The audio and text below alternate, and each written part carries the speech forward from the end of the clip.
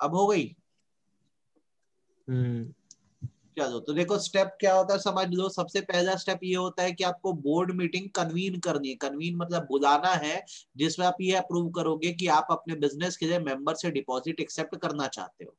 अब क्योंकि ये फैसला आप खुद नहीं दे सकते, जनरल मीटिंग बुलाना जरूरी है, तो डेट टाइम डिसाइड कर दो। बताओ पॉइंट नंबर 1 समझ आया कि नहीं आया? सर आ गया। समझ आया कि नहीं? अब भाई जब तुमने डेट टाइम डिसाइड किया है तो सीधी सी बात है, जनरल मीटिंग का नोटिस भी तो इशू करोगे। Issue notice of general meeting to member है पॉइंट नंबर 2। आप बोलो इसमें कोई डाउट? No sir. अब तीसरी चीज क्या करोगे, जनरल मीटिंग बुलाओ, वहां पे रिजोल्यूशन पास कर दो डिपॉजिट एक्सेप्ट करने का। अब बताओ 3 में कोई डाउट? नहीं सर। चौथा, आरबीआई की पूरी जो रेगुलेशन है डिपॉजिट को लेकर ससंबंध, आपको क्या करना होगा, उन रेगुलेशंस को फॉलो फॉलो कर। करना पड़ेगा। अब इसमें कोई डाउट? No sir.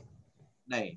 अब सवाल ये है कि अपने मेंबर से डिपॉजिट मंगवाओगे कैसे? तो उनके घर में आपको क्या होगा, एक एडवर्टीजमेंट भेजना पड़ेगा, है ना, ताकि उनको पता रहे कि आपके कंपनी की पोजीशन क्या है और वो डिपॉजिट करे या ना करे। सही बात है गलत बात है? सही बात है। भाई अगर मेरे 1000 शेयर होल्डर या 1000 मेंबर है, मुझे उनसे डिपॉजिट एक्सेप्ट करना है, तो सबको एक नोटिस देके बताना तो पड़ेगा ना कि हम आपसे इतना डिपॉजिट देना चाहते हैं, फिर आपको इतना इंटरेस्ट देंगे, एक्सेट्रा एक्सेट्रा। तो ये जो नोटिस होता है बेटा, इसको सर्कुलर बोलते हैं। ठीक है, ध्यान रखना। इशू सर्कुलर, सर्कुलर मतलब एक तरह का एडवर्टीजमेंट है to the member of the company including statement showing financial position of the company, the credit rating obtained. अब कितने लोगों को क्रेडिट रेटिंग का मतलब पता है, ये बताओ? कितने लोग को मेरे क्रेडिट? को नहीं पता। बाकी लोग को? ऐसा थोड़ा थोड़ा पता है। आप मूवी देखते हो तो क्या देख कर देखते हो, रेटिंग देखते हो कि नहीं देखते हो? हाँ। भाई अगर किसी मूवी को 1 स्टार मिल गया है तो आप उस मूवी खर्चा करना चाहोगे क्या, देखोगे क्या वो मूवी? No sir. तो क्रेडिट रेटिंग क्या होता है, एक सिस्टम होता है जहां कंपनी किसी भी तरह का जब लोन देने वाली रहती है, जैसे डिपॉजिट भी एक तरह का लोन है, तो उसे एक इंडिपेंडेंट एजेंसी जिसका नाम क्रेडिट रेटिंग एजेंसी होता है, उससे जाके रेटिंग देनी होती है। अब उस रेटिंग को देखकर ही सामने वाला आपको पैसा देता है, वरना नहीं देगा। आप भी जैसे इंडिविजुअल हो, जैसे वैभव अभी बैंक गया ना लोन देने के लिए, तो वैभव को पहले बोलेंगे वैभव अपनी रेटिंग करवा के आओ, इसकी रेटिंग सिबिल कहलाएगी। क्या कहलाएगी? सिविल। इसमें जो इसका स्कोर रहेगा, स्कोर शीट को देखकर इसको लोन मिलेगा कि नहीं मिलेगा बैंक डिसाइड करेगा। तो क्रेडिट रेटिंग का मतलब होता है आपकी कैपेबिलिटी कि आप कितना लोन चुका सकते हो। The better your grade is, आपको लोन जल्दी मिलता है, और आपका अगर ग्रेड खराब है तो आपका लोन खराब हो जाएगा, आपको लोन नहीं मिलेगा। कितना क्लियर है मेरी बात आपको? हाँ पूरी सर। सर। तो आप समझो कि ये क्या है, हमने क्या किया है, सारे मेंबर्स को भेजा है सर्कुलर। सर्कुलर के स्टेटमेंट लगा दिए है, हमारी फाइनेंशियल पोजीशन क्या है, हमारी क्रेडिट रेटिंग क्या है, अभी हमारे यहाँ कितने डिपॉजिटर्स हैं, कितने लोगों का पैसा हमने लिया हुआ है पिछले डिपॉजिट्स में से, ये भी डिटेल हम दे देंगे। आप बता दो, कोई दिक्कत? नहीं। No sir. ठीक, इस सर्कुलर को आपको क्या करना है, इंग्लिश लैंग्वेज न्यूज़पेपर में भी पब्लिश करना है और एक लोकल लैंग्वेज न्यूज़पेपर में ही पब्लिश करना है, ताकि जिन लोगों के घर सर्कुलर नहीं पहुंच पाया मेंबर्स के, वो इसको पढ़ सके। क्लियर है? Okay sir. अच्छा, अब आपने जैसे सर्कुलर इशू कर दिया, तो अब आपको क्या करना है, सर्कुलर की जो कॉपी है रजिस्ट्रार ऑफ कंपनीज के पास भी जमा करनी होगी, और इस सर्कुलर को जमा करने के लिए जो फॉर्म यूज होगा वो DPT-1 फॉर्म होगा। वो फॉर्म होगा DPT-1 फॉर्म। अब इसको दिमाग में बिठा दो, बहुत स्टेप है। पहले बोर्ड मीटिंग बुलाए, जनरल मीटिंग का नोटिस भेजे, फिर जनरल मीटिंग हुई। चौथा, आरबीआई की रूल का फॉलो करने को तैयार हो, सारे मेंबर्स के घर क्या भेज दिए, सर्कुलर भेज दिए। पहले बताओ इतने में कोई डाउट? No sir. अब सर्कुलर की कॉपी को कितने दिन के अंदर आरओसी के पास जमा कराए? 30 30। दिन। कौन से फॉर्म में जमा कराए? DPT। DPT-1। DPT-1 इतना क्लियर हो गया कि नहीं हो गया? हो गया हाँ सर। सर। हो गया। अच्छा, उसके बाद 8वां पॉइंट हम पढ़ेंगे, 7वां नहीं पढ़ेंगे, हम 8वां पॉइंट पढ़ेंगे कि सपोज करो जैसे हमने डिपॉजिट रखवाया है, उसके लिए अपनी कोई एसेट चार्ज पे रखी है या गिरवी रखी है, तो आप जानते हो कि जब भी चार्ज या गिरवी रखा जाता है तो कौन सा फॉर्म भरा जाता है आरओसी के पास? बोलो। जब भी चार्ज क्या था? CHG-1 जमा कर। CG1। तो CHG-1 आपको आरओसी के सबमिट करके बताना होगा कि हमने डिपॉजिट के एवज में इतना चार्ज रखा हुआ है। इतना क्लियर हो गया? Yes sir. अच्छा, अब जैसे आप क्या करें, पॉइंट देखो, 1 2 3 4 5 6 करे, फिर 8 करे। 8 के बाद आपको ना 10th पॉइंट करना है। अब क्या करो, जैसे आरओसी के पास अपने डिटेल भी जमा कर दिए, अब अपने मेंबर से डिपॉजिट का पैसा रिसीव करना चालू कर दो। ठीक है, collect duly signed application form along with money from the member. Member आपके पास फॉर्म भी जमा करेगा और साथ साथ पैसा भी जमा करेगा। तो जब वो फॉर्म और पैसा जमा कर देंगे तो 21 दिन के अंदर उनको क्या करो, रिसिप्ट दे दो कि आपका इतना पैसा हमने रिसीव किया है। आप बताओ क्लियर है? पूरा हाँ सर। समझ आ गया? अब जब पैसा वैसा आ गया, आपने रसीद इशू कर दी, तो रजिस्टर बना के रखो डिपॉजिट का, जिसमें डिपॉजिट का पूरा डिटेल दिखा है कि कितने लोगों से डिपॉजिट दिए, कितना इंटरेस्ट पे करे, एक्सेट्रा एक्सेट्रा। आप बताओ कितना करें? पूरा। अब सबको टाइम टाइम पे इंटरेस्ट पे करते रहो, बस इतने पॉइंट पे करना है। ठीक है, अपने को 14, 15, 16 को इग्नोर करना है, कोई इशू नहीं है। अपने को जो मेन पॉइंट है वो ध्यान रखना है। 1 2 3 4 5 6 8 10 11 12 13 कर पाओगे कि नहीं कर पाओगे, ये बताओ। कर लेंगे सर। अच्छे समझ आया कि सिर के ऊपर से गया, अब ये बताओ। सर अच्छे से आ गया। बाकी लोग सर को इसके पहले क्या पढ़ाए हो? इसके मेरा पहले 2 क्लास मिस हो गया। वो वीडियो दे देना इसका, है ना? हम्म। ठीक है, ये बन जाएगा आपसे, कोई दिक्कत? Yes sir, yes sir. हाँ सर। दिक्कत है? नहीं। अब एक ट्रिक दे रहा हूँ जिससे आपको ये आसानी से समझ आ जाएगा। आपने जो मेंबर्स का प्रोसीजर पढ़ा है, पब्लिक का भी सेम है। अगर आपको एग्जाम में क्वेश्चन आ गया कि बताओ पब्लिक से डिपॉजिट एक्सेप्ट करने का क्या तरीका है, तो जैसा मेंबर्स से है वैसा पब्लिक से है, तो उसको 2 बार पढ़ने की आपको जरूरत नहीं पड़ेगी। एक जगह आपने पढ़ा तो आपका कंप्लीट हो जाएगा। क्लियर है? यही सेम ओके सर। हाँ सर। है ना? बस ये ध्यान रखना है कि इंट्रोडक्टरी लाइन आपको पता होनी चाहिए कि एक पब्लिक कंपनी जिसकी नेटवर्थ जो है 100 करोड़ से ज्यादा है, टर्नओवर 500 करोड़ से ज्यादा है, उसे एलिजिबल कंपनी कहा जाता है। ये आपसे 3 नंबर में पूछता है। और जिसने अपने मेंबर से स्पेशल परमिशन दी हुई है वही पब्लिक से पैसे एक्सेप्ट कर सकती है। ये बात समझ आ गई है कि नहीं? बताओ। हाँ यस सर। सर। भुवन समझ आया ये? लाची, साक्षी यस सर, आ गया। क्लियर है? साक्षी क्लियर है? यस लाची सर। क्लियर है? ऋषिता क्लियर है? यस सर हो गया। हाँ सर। एलिजिबल कंपनी का प्रोविजन याद रखना। नीचे जो प्रोसीजर है, ऊपर जो मैंने बताया वो सेम डिट्टो है, तो दोबारा पढ़ने की जरूरत नहीं है। नहीं है। आपको जो क्वेश्चन पूछता है वो ये पूछता है कि अगर आप सीएस हो तो आप बताओ डिपॉजिट के मामले में आपको क्या क्या करना रहेगा। एज अ कंपनी सेक्रेटरी आप क्या क्या अरेंज करोगे? ऊपर जो प्रोसीजर है वही सारे काम करके दोगे। भाई आप इंश्योर करोगे कि बोर्ड मीटिंग टाइम पे हुई कि नहीं हुई। आप बोलो फर्स्ट स्टेप में कोई प्रॉब्लम? नहीं। यस। दूसरा, एज अ नहीं सर। सीएस आप ही की जिम्मेदारी है देखना कि जनरल मीटिंग हुई कि नहीं और उसमें रिजोल्यूशन पास हुआ कि नहीं हुआ। एज नो अ सर। सीएस आपको ये देखना है कि जब स्पेशल रिजोल्यूशन पास हुआ है तो एमजीटी 14 जमा हुआ कि नहीं हुआ। कोई दिक्कत? No sir. फिर आप क्या देखोगे, ये देखोगे कि बोर्ड मीटिंग में सर्कुलर का फॉर्मेट डिसाइड हुआ है कि नहीं, जो सारे मेंबर्स के यहाँ पब्लिक के यहाँ भेजा जाएगा। फिर आप ये इंश्योर करोगे सर्कुलर फॉर्म जो है आरओसी के पास कौन से फॉर्म में, डीपीटी फॉर्म 1 में जमा हुआ कि नहीं हुआ। आप सीएस हो, आप सिर्फ ये देख रहे हो कि पूरा प्रोसीजर ढंग से चल रहा है कि नहीं, तो आप देखो बोर्ड मीटिंग हुई कि नहीं, आप देखो जनरल मीटिंग हुई कि नहीं, आप देखो स्पेशल रिजोल्यूशन फाइल हुआ कि नहीं, आप देखो बोर्ड मीटिंग में डिसाइड किया गया है कि नहीं सर्कुलर बांटना है कि नहीं, फिर सर्कुलर आरओसी के पास जमा हुआ कि नहीं हुआ। आप बताओ इतने पॉइंट में नहीं हुआ। No sir. अब 7वां पॉइंट, आप इंश्योर करो कि कंपनी ने क्रेडिट रेटिंग दी है डिपॉजिट एक्सेप्ट करने से पहले। कोई दिक्कत? No sir. 9th पॉइंट, आप ये इंश्योर करो बेसिकली कि जो सर्कुलर है वो सारे मेंबर्स के यहाँ भिजवाया भी गया है और सर्कुलर की कॉपी को एक इंग्लिश लैंग्वेज न्यूज़पेपर और एक वर्नाकुलर मतलब लोकल लैंग्वेज न्यूज़पेपर में छापा गया है। ठीक, देन आप इंश्योर करो सर्कुलर की जो कॉपी है, सर्कुलर मतलब डिपॉजिट का एड जो है उसकी जो कॉपी है कंपनी के वेबसाइट पे भी अपलोडेड है। ठीक, देन आप ये इंश्योर करो कि जितने लोगों से पैसा रिसीव हुआ है उनकी रिसिप्ट जो है कंपनी ने इशू कर दी है, सबको रिसिप्ट बांट दी है। अब आपको इसमें से जो जो इजी पॉइंट दिखे लगे इसमें से कम 5 पॉइंट याद कर दो। तो आपको मैं याद करने का बताऊं तो शुरू के 4 तो एक बार में आपको याद हो जाएंगे। बोर्ड मीटिंग हुई कि नहीं, जनरल मीटिंग हुई कि नहीं, आरओसी के पास रिजोल्यूशन जमा हुआ कि नहीं, बोर्ड ने सर्कुलर बनाया कि नहीं बनाया। इजी पॉइंट है कि टफ पॉइंट है?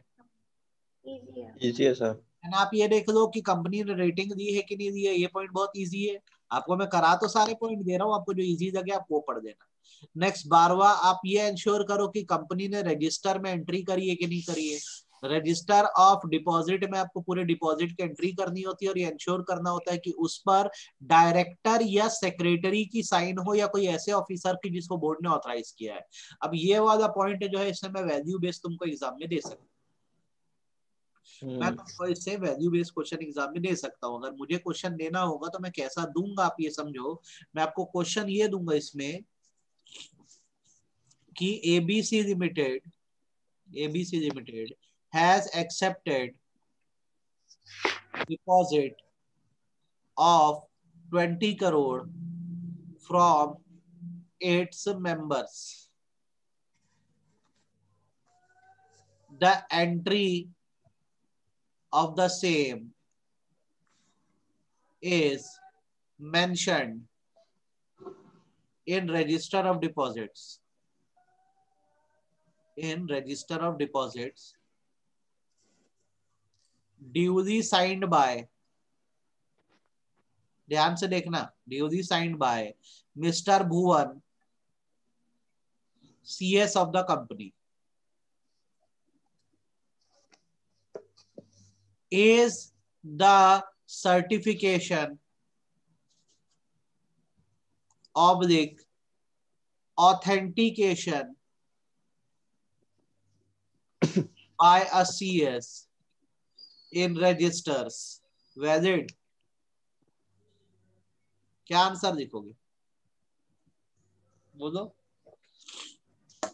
एबीसी लिमिटेड 20 करोड़ एक्सेप्ट करें, रजिस्टर में एंट्री भी बन गई है। अब भुवन जो सीएस है उसने साइन किया है। अब आप बताओ जो सीएस ने साइन किया वैलिड है कि नहीं है। सर वैलिड है। क्या आंसर? सर वैलिड है अगर प्रॉपर प्रोसीजर के साथ। हाँ हाँ, इसका आंसर अगर मुझे अगर उसने लिखना होता तो मैं कैसे लिखता, तो मैं इसका आंसर ऐसे लिखता, अकॉर्डिंग टू, ध्यान से आंसर देख दो लिखने का तरीका, प्रोविजन ऑफ इंडियन, पूरा लिखना कभी भी, Indian companies act 2013, the entry in register of deposit shall be made within 7 days from issue of receipt of deposit. Issue of receipt of deposit and shall be duly authenticated. Authenticated मतलब क्या, sign करना होता है। Authenticated bye directors और secretary और person authorised by board. यही line हमने वहां पे पढ़ी थी, बाय बोर्ड। ऐसा आंसर लिखना। अब ये लिख लिए तो आंसर खत्म नहीं हुआ है तुम्हारा, ये तो तुमने प्रोविजन बताया है, ये तो वैल्यू बेस्ड क्वेश्चन है। तो तुमको नीचे एक लाइन छोड़ के लिखना होगा, in the present case. Present की जगह और क्या शब्द यूज कर सकते हो, गिवन शब्द यूज कर सकते हो या अबव शब्द यूज कर सकते हो। इन द गिवन केस या इन द प्रेजेंट केस या in the above case, since Bhuvan is the company secretary of the mentioned company, his authentication shall be valid. Shall be valid. आप बोलो मन में जीवन में कोई समस्या इसको लेकर, क्वेश्चन और आंसर समझ आया? यस सर आ गया। अब इसको स्टूडेंट कैसे लिखते हैं ये भी मैं दिखा दे रहा हूं, जिसमें नंबर उनको नहीं मिलते। अक्सर स्टूडेंट की आदत ये होती है, yes the signature of Bhuvan is valid in register because as per Companies Act such sign is valid। अब बताओ दोनों में से कौन सा आंसर प्रॉपर है, ऊपर वाला आंसर कि नीचे वाला आंसर? ऊपर वाला सर। अब स्टूडेंट्स की आदत होती है ऐसे लिखते हैं यस द सिग्नेचर, और मैक्सिमम स्टूडेंट ये करके आते हैं, ये मत करना। आप हमेशा पैसिव में जाओगे, पैसिव मतलब होता है इनडायरेक्टली बात करोगे, ठीक है, और अपनी राय नहीं रखोगे। ओ भाई म्यूट करो भाई। अपनी राय नहीं रखोगे, आपको सिर्फ एक न्यूट्रल वे में बताना है कि क्या हो सकता है, तो हमेशा ऐसे ही करना। फर्स्ट पैराग्राफ आपका जो है वो प्रोविजन का बनेगा, और सेकंड पैराग्राफ आप जो व्यू दोगे उसको हमेशा ऐसे ही दोगे, इन द प्रेजेंट केस करके। ठीक, अब आप बता दो, आपको समझ आया कि सिर के ऊपर से गया? समझ में आ गया सर। बाकी लोग को आगे सर। क्लियर है? तो अब भाई ये पूरी चेक लिस्ट बता दिया हूँ, ये चेक लिस्ट में से आप सिर्फ 5 पॉइंट कोई भी देख के अच्छे से याद कर देना। हो पाएगा आपको? कोई दिक्कत? Yes sir. अच्छा, प्राइवेट कंपनी को क्या एग्जाम्पशन मिला है? तो मैंने इनिशियली ये पढ़ा दिया है कि प्राइवेट कंपनी को क्या एग्जाम्पशन मिला है, मैं दोबारा भी बता दे रहा हूँ। अगर आप एक प्राइवेट कंपनी चला रहे हो तो आपको अलाउ किया गया है कि आप अपने paid up capital, free reserve और सिक्योरिटी प्रीमियम अकाउंट का कितना % डिपॉजिट एक्सेप्ट कर सकते हो? 100% कर सकते हो। ये बात मैंने आपको बताई। अरे हाँ ठीक, आप भूल गए हो कि आपको क्लियर एकदम अच्छे से याद है सर? याद है? तो कौन कौन सी शर्तें थी इसमें? या तो आप स्टार्टअप हो, आपको बने कितना साल हो गया हो? 10 साल, है ना? 5 हट गया, कितना हो गया? 10, है ना? या फिर आप इनमें से कोई शर्त पूरी करते हो, आप किसी भी दूसरी कंपनी के ना एसोसिएट हो ना सब्सिडरी हो। आप बताओ, इसमें कोई दिक्कत? No sir. किसी भी बैंक से जो बोरोइंग है आपके पेड अप कैपिटल के ट्वाइस या 50 करोड़ रुपए, दोनों में से जो भी कम अमाउंट हो उससे ज्यादा नहीं। ठीक है, ये पॉइंट समझा दूं क्या? Yes sir. एग्जाम्पल के तौर पे ले लो, तुम्हारा जो पेड अप कैपिटल है वो मान लो 35 करोड़ है, 35 करोड़ है। ठीक, अब यहाँ पे जो शर्त है वो बोल रही है कि जो भी लोन है वो आपके पेड अप कैपिटल के ट्वाइस या 50 crore, which ever is lower, उससे ज्यादा ना हो। तो सपोज करो तुम्हारा जो बैंक लोन है वो मान लो 50 करोड़ का, ये लोन है जो तुम्हारा 50 करोड़ का है। तो बेसिकली इस शर्त के हिसाब से लोन कितना होना चाहिए? या तो 70 crore twice of paid up capital, या 50 crore which ever is lower. तो आपका जो 50 करोड़ ही है ना?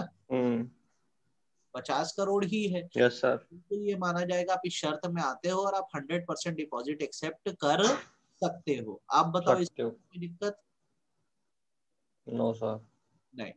नेक्स्ट, कंपनी ने बोरोइंग को रीपे करने में पहले किसी तरह का कोई डिफॉल्ट नहीं किया है, मतलब अगर पहले डिपॉजिट एक्सेप्ट करे थे तो उसको रीपे करने में किसी तरह का डिफॉल्ट नहीं। ठीक है, नेक्स्ट, आपने अपने डिपॉजिट के डिटेल्स जो है आरओसी के पास सबमिट कर दिए। अगर आप इतनी शर्तों को पूरी करते हो तो आपकी प्राइवेट कंपनी को क्या है, बराबर क्या मिलता है? एक्सेप्शन मिल जाता है। इंपॉर्टेंट है, क्या ये आपको ध्यान रहेगा कि सिर के ऊपर से गया? ध्यान रहेगा। बाकी लोग को यस सर। क्लियर है? लाची, ऋषिता, साक्षी, क्लियर है। क्या आपको ये समझ आया? Yes sir. हाँ सर। आ गया? आ गया सर। पक्का? तो यहाँ पर जाके चैप्टर, ये देखो, ये रिजोल्यूशन से जो है चैप्टर के ना, उसको हम लोग जब सिलेबस खत्म हो जाएगा तब एक साथ करेंगे। ठीक है, इसको हम लोग करेंगे। अभी ड्राफ्टिंग बताऊंगा तो उसमें 4-5 दिन बीत जाएंगे, तो ड्राफ्टिंग को हम लोग सबसे बाद में करेंगे। ठीक, तो यहाँ पर आपका ये जो डिपॉजिट चैप्टर है वो क्या हो गया, पूरा का पूरा खत्म हो गया है। इतना ही था डिपॉजिट चैप्टर। ठीक है, अब एक बार इसमें देख लेते हैं क्वेश्चन क्या आए हैं क्वेश्चन पेपर में, ताकि आपको पता रहे। अभी वेबसाइट पे 3 साल के क्वेश्चन पेपर अवेलेबल है, तो उसके बात करते हैं, उसमें से अगर कुछ मिल जाए हमको। ये पढ़ो, पहला क्वेश्चन क्या लिखा है?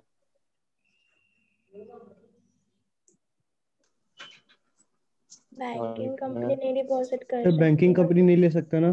बैंकिंग कंपनी का तो काम ही डिपॉजिट देना है, वो एक्सेप्शन में आ जाता है। वो तो कर लेगी। हाँ, एक्सेप्शन में आ जाता क्या है। आंसर लिखोगे इसमें?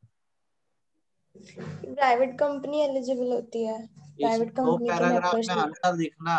पहले पैराग्राफ में आपको ये बताना होगा, देखो ये कहाँ कहाँ एप्लीकेबल नहीं है डिपॉजिट का प्रोविजन। ठीक है, ये आप किसके लिए बताए? बैंकिंग कंपनी के लिए। ठीक, कि डिपॉजिट के रूल कहाँ अप्लाई नहीं होते। क्लियर हो रही है मेरी बात? हाँ सर। यस अब सर। ये लिख दोगे तो फिर क्या करना, जब ये लिख दोगे तो फिर आपको ये एक्सेप्शन टू प्राइवेट कंपनी वाला लिखना होगा, जो अभी पढ़े ना, ये लिखना होगा कि प्राइवेट कंपनी तो 100% कर सकती है, 2 पैराग्राफ में। आपको क्लियर हो रही है मेरी बात? Yes yes sir. सर। और कोई क्वेश्चन है क्या जो इसमें आपको दिख रहा है, मिल रहा है?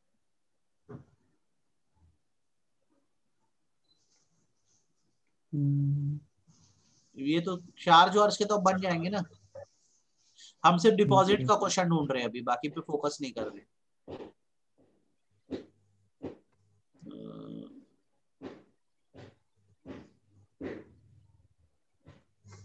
दिख रहा है क्या डिपॉजिट का क्वेश्चन इसमें?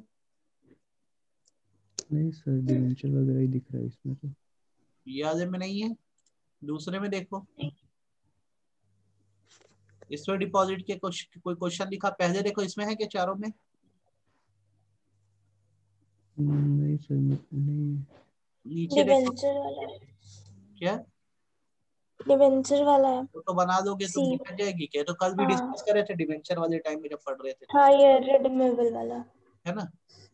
हम्म।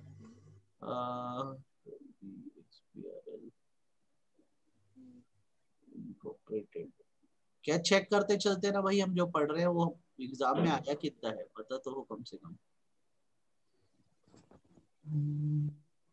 ये बायबैक वाला ऐसा बन जाएगा ना क्वेश्चन की दिक्कत जाएगी। बन जाएगा सर। बन जाएगा पक्का? Yes sir. Yes sir. अच्छा, तो तीसरा क्वेश्चन पेपर देख लो, इसमें तुमको दिख रहा है क्या?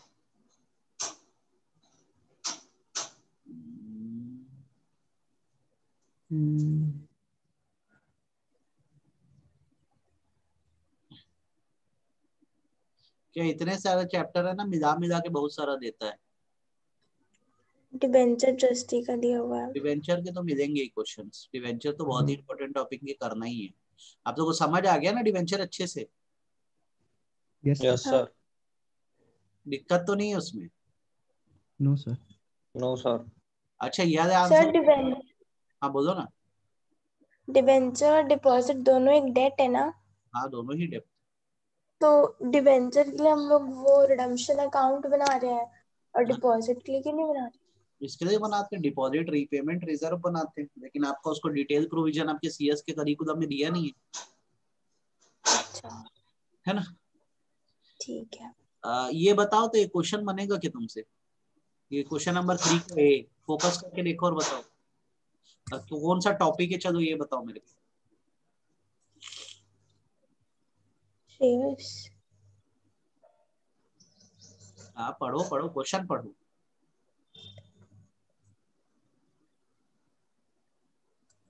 Wait equity. वेरी गुड, अब आगे बताओ। 1 मार्क के 5 चीजें हैं। सबसे पहला क्या बोल रहा है, क्या कंपनियां से शेयर अलॉट कर सकती है कि नहीं? क्या आंसर होगा आपका? Yes sir. यस सर, कर सकती है। एग्जाम में यस सर लिखोगे कि yes the company can allot? नहीं नहीं नहीं नहीं। यस द कंपनी से अलाउड। नंबर 2 बोलो। Is approval of shareholder required for it? No Yes. Sir. बोलो बोलो बोलो, मैं आपसे सुनना चाह रहा हूँ। अरे करेंगे ना भाई, शेयर होल्डर से सिक्योरिटी की परमिशन देंगे। हाँ, अच्छा हाँ special सर। resolution चाहिए रहता है। तीसरा क्या लिमिट है? Found eligible to allowed वो सर वो कुछ 74%। हाँ 25%। 25% of 25% paid up differential capital. Voting right वाले 74% होते हैं। ये पेड अप कैपिटल था ना सर उसका? कौन से वाले थे? 25% ऑफ पेड अप कैपिटल। हाँ 25। हाँ ठीक है। है ना? नेक्स्ट पढ़ो। यस सर, मार्केट में सेल कर सकता है। और लॉक इन पीरियड होता है मार्केट कि नहीं में होता है? मार्केट में 3 साल के शेयर नहीं बाद कर 3 सकते साल का 3 साल लॉक इन तक वो। पीरियड है, 3 साल क्या का। पड़ेगा ना भाई हमको। नेक्स्ट, हम्म। क्या ये रेनुमरेशन का पार्ट है? हाँ बनाया जा सकता है, ये प्रोविजन भी बताया हूँ। Yes sir. यस सर, पर अगर डायरेक्टर या मैनेजर को मिला तभी। हाँ, अब समझ आया, अपन जो पढ़ रहे हैं डिट्टो वही मिलने वाला है। ठीक है, थोड़ा सा क्या है, आप पेशेंस बना के रखोगे और ध्यान रखोगे ना, हम ये पढ़े तो एकदम आराम से ये बन जाएगा। एक रिस्पॉन्सिबिलिटी लो कि ये जो पूरा डेप्ट कैपिटल है आज ही के आज पूरा खत्म कर दोगे तुम। डिवेंचर डिपॉजिट पढ़ लेना एकदम अच्छे से, कर पाओगे? Yes sir. पक्का? मैं तुमको एक नए चैप्टर का ओवरव्यू दे दे रहा हूँ अभी, और ये चैप्टर हमारा शुरू हो चुका है, मान के चलो कल से हम ये चैप्टर पढ़ने वाले हैं। ठीक है, आज एक ओके ओवरव्यू सर। दे दो चैप्टर क्या है, ताकि पता रहे तुमको। अब क्या है, छोटे छोटे चैप्टर है तो हमको अब ज्यादा टाइम लगना नहीं है। ठीक है, जो बड़े बड़े थे वो सारे चैप्टर हो गए हैं, अब छोटे छोटे चैप्टर है। तो अब जो चैप्टर मैं तुमको बता रहा हूँ उस चैप्टर का नाम है मेंबर्स। ठीक है, जी सर। कौन होता है भाई मेंबर, बताओ? सर कंपनी का शेयर होल्डर, अच्छा, एम्प्लॉय, या जो भी कंपनी से जुड़ा हुआ है। एक बात सिर्फ ध्यान रखना, a person whose name is entered in register of member, जिसका नाम रजिस्टर ऑफ मेंबर में लिखा है वही क्या है? मेंबर। मेंबर। और नहीं लिखा है तो नहीं है मेंबर। नहीं है। तो मुझे ये बताओ एग्जांपल के तौर पे, अगर लाची ने एक कंपनी में 5,000 शेयर खरीदे तो ये कंपनी की क्या हो गई? Share holder. पर शेयर इसका होल्डर। नाम अभी रजिस्टर में नहीं लिखा है, तो क्या ये कंपनी के मेंबर है कि नहीं है? नो सर, नहीं है। मेंबर नहीं है, और मेंबर नहीं है तो फिर इसके वोटिंग राइट्स रहेंगे क्या? नो सर, नहीं है। तो आपको ये बात ध्यान रखनी होती है कि आप कंपनी के ओनर तभी बनते हो जब रजिस्टर ऑफ मेंबर्स में आपका नाम लिखा जाता है। तो the question is, share holder और मेंबर सेम है कि अलग अलग है? अलग अलग है। जब आप शेयर खरीदते हो तो आप शेयर होल्डर बनते हो, और जब रजिस्टर में आपका नाम आता है तो आप क्या कहलाते हो? Owner of a member company. कहलाते हो। आप बताओ ये बात समझ आई हाँ, कि मतलब नहीं आई? मेंबर। आ हाँ। गई सर।